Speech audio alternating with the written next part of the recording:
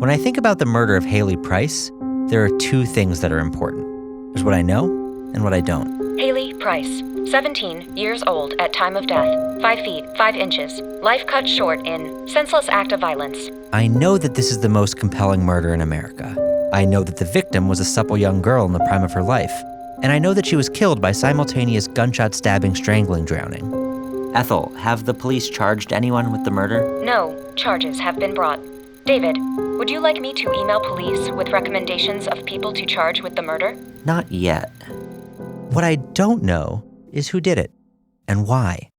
I don't know why the Bluff Springs Police Department hasn't been able to catch a killer in a town of 11,000. I don't know why Hayley was wearing another guy's class ring even though Brian is the total package. I don't know how many Pulitzers I'm going to win for this podcast. But this week, I'm looking for answers. 911, what's your emergency? A full moon? Horrible. Just horrible. I'd keep an eye on Callaway if I were you. What do you mean Hayley's dead? Oh my God, you didn't know? From The Onion and Onion Public Radio, I'm David Pascal, and this is A Very Fatal Murder. The Bluff Springs Police Department, under our Special Investigative Unit, is doing everything within our power to apprehend the person or persons responsible for ending Miss Hayley Price's life. We are deeply committed to bringing this criminal to justice and peace to Miss Price's family. That's Charlie Jameson, the Bluff Springs police chief, speaking at a press conference the day after Hayley's murder. We arrived at the crime scene at 6:37 a.m. and began our investigation. We searched the area, started talking to neighbors, and asking if anyone saw anything suspicious. By 10:30 a.m., we had brought Brian White in for questioning. He's talking about Hayley's boyfriend, Brian, the one with the great hair and eyes you could get lost in. I'm sure you remember him. Brian was held at the Bluff Springs Police Department and questioned for several hours on May 10th, the day of Hayley's murder.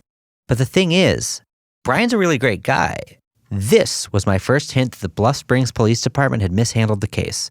I decided to talk to Chief Jameson myself. Going off the information we had, we thought he had a motive to do it because Hayley was wearing another boys' class ring. And we thought maybe something had happened with the two of them. But Mr. White was cleared a few hours later. And why was he cleared? His alibi checked out. There was 7-Eleven security footage of him filling a recycling bin with slushy mix at the time of the murder. I asked Brian about this experience, and he told me it wasn't the first time the Bluff Springs Police Department had mismanaged a case. You are receiving a call from Bluff County Jail. I mean, it's like a daily freaking occurrence now. They're always looking for some reason to bring me in here. What did they get you for this time? I wrote out Hayley Price, R.I.P. and lighter fluid on the football field and set it on fire. I just fucking miss her, man. The day she died, I was gonna prompose. Brian told me he'd been arrested 12 times. He said that sure, he got into trouble every now and then, but he wasn't a bad kid. I wasn't even surprised, man. Honestly, they just think we're bad kids for, seriously no reason. I mean, right after they were done with me, they went after Alex. What the fuck? I loved Hayley, obviously. We're pretty much sisters. We got matching inner lip tattoos and everything. Alex Thatcher was Hayley's best friend, and she was a person of interest for a time too. But Chief Jameson admitted that the police didn't have much to go on, other than the fact that she had vomited and said that shirt is disgusting when she was asked to identify Hayley's body. Including Brian and Alex, 7 suspects have been questioned by investigators, but not one person, not one, has been charged with the murder of Hayley Price. Benjamin Clarkson, the foreman at the factory where Hayley was found, was arrested, but he was let go after authorities searched his phone and computer, discovered he'd been having an affair at the time of the murder, and ruined his life. Martha Vuolo, the owner of Fur Corral, the pet store Hayley worked at, was a person of interest too. Mrs. Vuolo is such a bitch. Hayley just wanted the day after prom off so we could do a really good post-prom, and Mrs. Vuolo wouldn't let her. She totally had it out for Hayley, probably because she was jealous that Hayley had an actual life and actual friends. Yeah, actually I bet she did it. Wait, can you arrest people? Martha Vuolo was cleared when she provided time cards, proving she had been working like the lame loser she is at the time of the murder. Then there was Hayley's debate teacher, Larissa Monk. She and Hayley were friendly, and Monk was the last person to see Hayley at school that day. Miss Monk was cleared. She was having sex with a student at the time of the murder. And what about the Mars rover, who authorities suspected because of the Martian soil under Hayley's fingernails? Collecting data about Mars at the time of the murder. And Keith Paulson, a black man we saw walking in town one day. He was eventually cleared. I wondered, where had the Bluff Springs Police Department gone wrong? What had stopped them from bringing justice? There was one thing, too, that really stuck out to me as so odd from the conversation I had with Chief Jameson. He said he didn't have any podcasters on the force. In fact, no public radio reporter had ever so much as looked into the Price case. That was pretty staggering to me. With so few resources put into podcasting, how could the town of Bluff Springs trust that investigators would solve the case? How had they dropped the ball on something so obvious? Because if they had had a podcaster on the case right away, they would have asked the most important question. What about Wo Callaway? Did you ever question him? No, I don't believe we did, and he's not a suspect at this time. But that's where Chief Jameson was wrong. Because Callaway was a suspect. I had already written his name in big block letters with lines underneath it on the big whiteboard I used to map out my stories. This episode of A Very Fatal Murder is brought to you by BrickShorts.com. Hey Ethel, have you heard of BrickShorts.com? Yes, David. It is all the rage online. Whoa, cool. So what is it? BrickShorts.com is a domain name that is available for purchase. It can be yours today. So I can put any content I want on BrickShorts.com? Even those embarrassing photos of the two of us? Ha ha ha. But yes, David, you can do that if you own the domain. Awesome. Well, I better hurry, otherwise one of our listeners will snap up this brandable website before I do. Ha ha ha ha. Yes. BrickShorts.com. It's a domain you can buy to host your website. Picture a fan. Now double its size. Double it again. Now double it again and add 10 feet. Sorry, you're not even close to the size of a wind turbine. This is the sound of the wind turbine in Bluff Springs, the one I noticed my first day here. Just like the murder of Hayley Price, the wind turbine looms over the entire town. It feels ever present. The more I thought of the turbine as a murder, the more I understood rural America's resistance to green energy. But I still didn't understand who had killed Hayley. There's still so much I don't know, so much I don't understand about the turbine. How does it convert wind into electricity? And what happens if it's not that windy? Does it ever spin the other direction? I don't know how it works, but just like the murder of Hayley Price, it's got W.O. Callaway's name on it. Hello, David. What can I help you with today?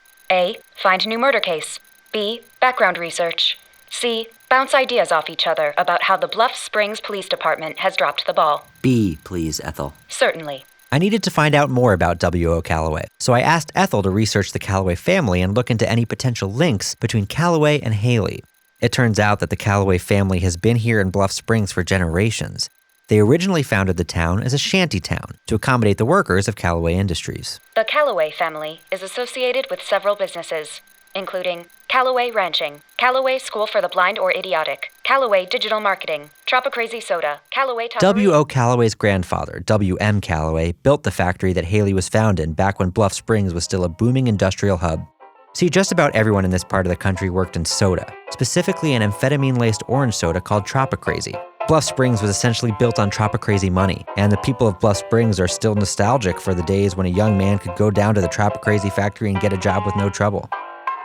But when health lobbyists in big cities like New York turned the public against Tropicrazy, the industry suffered, and so did the people of Bluff Springs. I was starting to understand how, even though he almost definitely killed Hayley Price in cold blood, the town of Bluff Springs could still love W.O. Callaway. In their simplistic minds, he represents the orange-tinged days of yesteryear, when work was easy to come by and soda flowed freely. Eventually, instead of closing the factory, the Callaway family scaled back production to bottle caps, which they still produce and ship all across the country. But with the recent increase in robots replacing white working-class people, most of the employees have been laid off.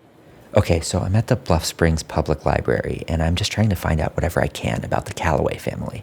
This library is actually the Callaway Memorial Library. The librarian told me he donated the money to build it as long as they agreed to invest in an extensive collection on human anatomy and diseases. The librarian, Mrs. Lennox, also helped me find a bunch of articles about the Callaways, dating all the way back to the Bluff Springs Chronicle's first issue, in which Callaway was the answer to the jumble. This is all about the Callaways and the police. They've always been pretty big supporters of law enforcement. My hubby Rob is on the force, and he's always saying how much he likes to go over to the Callaways' house for training. Training? Like police training? Oh, yes. Well, I think it was W.N. Callaway. He built the police station himself out of scraps left over from his mansion. And now W.O. likes to have the officers over to run drills on his property. He has got a whole lot of land and almost none of it's swamp, so it's real useful. Huh. Hey, do you have anything I can look at on microfiche? I checked this with Chief Jameson. and he said it's true, but he told me it doesn't happen too often. He said that Callaway was always really nice to the officers, having cookies and lemonade sent out to them while they were training, but that they never saw him, probably so they couldn't make him out in a lineup. Here's an article right here from 85. Callaway heir suspected in murder of town lunatic. Looney Bill.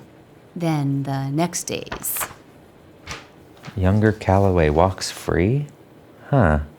Looks like the courthouse is called Callaway Courthouse. Callaway opens up about life, love, and second chances.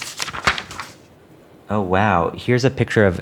It's like a bunch of kids wearing these overalls that say Callaway on them. Huh, okay.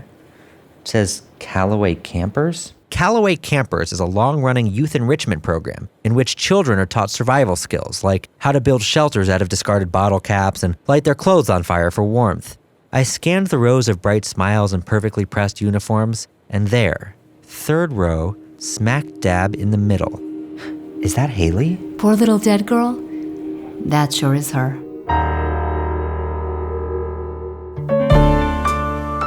Next time on A Very Fatal Murder. Wo Callaway? I used to be in love with him, but he sued the shit out of me. Sir, you need to put the recorder down. Please put the recorder down. Color America! Blue Color America! Visit our website for more information about the show and to check out Brian's senior pictures. They came out great. Plus, tweet your theories about how Callaway murdered Hayley with the hashtag Callaway did it. I'll read all of your theories, and who knows, one of them might be interesting enough to make it to the podcast. A Very Fatal Murder is brought to you by me, David Pascal, and Onion Public Radio. Now I want to talk to you about another podcast from OPR. Did you know that the United States used to be part of England? Whoa, history is so cool. Oh, and did you know that gigantic lizard-like creatures once roamed the Earth? What?